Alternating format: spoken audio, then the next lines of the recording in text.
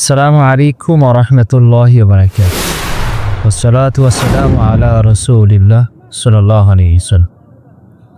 হযরত জাবের রাদিয়াল্লাহু তাআলা আনহু থেকে বর্ণিত, নবী করিম সাল্লাল্লাহু আলাইহি ওয়াসাল্লাম বলেন, জিবরাইল আলাইহিস সালাতু ওয়াস সালাম বলেছেন, একজন ইবাদতকারী সমুদ্রের মাঝে এক পাহাড়ের চূড়ায় 50 বছর ইবাদত করছে।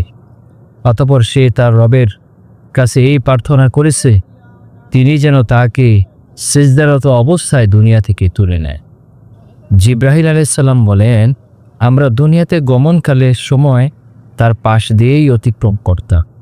আমরা ইলম তথা লোহে মাহফুজে পেলাম, কিয়ামতের দিন তাকে আল্লাহ তাআলার সামনে দাঁড় করানো হলে আল্লাহ তাআলা বলবেন, আদখিলু আবদিয়াল জান্নাতা বিরহমাতি, তোমরা আমার এই বান্দাকে আমার রহমতের বদৌলতে জান্নাতে প্রবেশ করিয়ে দাও। তখন বান্দা বলে উঠবে, হে আমার প্রতিপালক, আমার আমলের বদৌলতে। সে 3 বার এমনটি বলবে। অতঃপর আল্লাহ তাআলা ফেরেশতাদের বলবেন, আমার এই বান্দার প্রতি আমার নেয়ামত এবং তার আমলের মাঝে তুলনা করে দেখো। তখন তারা অবস্থা এমন ভাবে যে শুধুমাত্র চোখের নেয়ামতই তার 50 বছরের ইবাদত বেষ্টন করে নিয়েছে, আর তার দেহের অন্য সব নেয়ামতের বিনিময় শূন্যই রয়ে গেছে। তখন আল্লাহ তাআলা বলবেন, আমার এই বান্দাকে জাহান্নামে ঢুকাও। তখন তাকে ট্রেনে হেঁচড়ে জাহান্নামের দিকে নিয়ে যাওয়া হবে, আর সে চিৎকার করে বলতে থাকবে, হে আমার প্রতিপালক, আপনার রহমতের বদৌলতেই আপনি আমাকে জান্নাতে প্রবেশ করান। অবশেষে তিনি তাকে জান্নাতে প্রবেশ করাবে। জিবরাইল আলাইহিস সালাম বলেন, হে মুহাম্মদ, যাবতীয় বিষয় আল্লাহর রহমতের বদৌলতেই সম্পাদিত হয়। তো ভাই দেখেন, এই হাদিস থেকে আমরা যতটুকু বুঝলাম যে এক ব্যক্তি এরকম সমুদ্রে এরকম চূড়ায় 500 বছর ইবাদত করেছেন।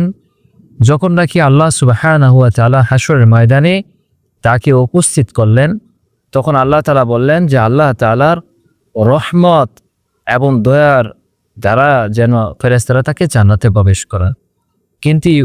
কিন্তু উনি কি বললেন যে, হে আল্লাহ, আমার আমলের বিনিময়ে, হে আল্লাহ, আমার ইবাদতের বিনিময়ে।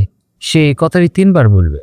যখন নাকি আল্লাহ তাআলা ফেরেশতাদের বললেন যে তার আমলকে ওজন দেওয়ার জন্য, তখন ফেরেশতারা ওজন দিয়ে দেখলেন যে আল্লাহ তাআলার নিয়ামতের মধ্যে, অসংখ্য নিয়ামতের মধ্যে যে সমস্ত নিয়ামত আমার দেহে আল্লাহ তাআলা দান করেছেন, এই নিয়ামতের মধ্যে চক্ষুর বিনিময়ে তার 500 বছরের আমলগুলি শেষ হয়ে গেছে।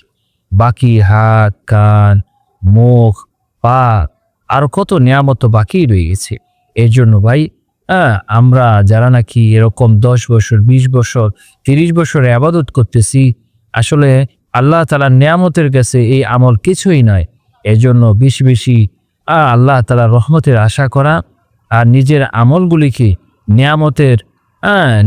নিজের আমলগুলিকে সহিভাবে করা, আল্লাহকে সন্তুষ্ট করার জন্যই করা।